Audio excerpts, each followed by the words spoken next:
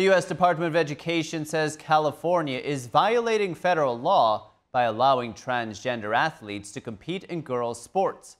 Now, the state may be forced to give back accolades to female athletes.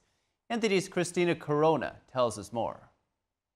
The U.S. Department of Education's Civil Rights Office says the California's Department of Education and the California Interscholastic Federation violated Title IX. The law currently requires equal athletic opportunities for girls. Department of Education Secretary Linda McMahon says female athletes were forced into unfair and unsafe competitions, stating, "Both the California Department of Education and the California Interscholastic Federation continued as recently as a few weeks ago to allow men to steal female athletes' well-deserved accolades and to subject them to the indignity of unfair and unsafe competitions." She criticized the state for continuing these practices, despite Governor Gavin Newsom previously calling men and women's sports deeply unfair on his podcast in March.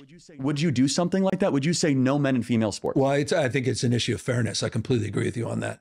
It is an issue of fairness. Federal officials have issued a proposed resolution agreement to the California Department of Education and CIF, demanding they voluntarily change these practices within 10 days or face imminent legal action. Part of the proposed resolution would require the state to restore titles, records, and awards to female athletes. It would also force schools to define sex based on biology and stop allowing males in female spaces. This comes as Stanford Medicine halts gender-affirming surgeries for patients under 19, citing recent federal directives and legal risks. The hospital says the decision was made to protect both patients and providers and follows a broader push by the Trump administration to restrict transgender care for minors. Christina Corona, NTD News.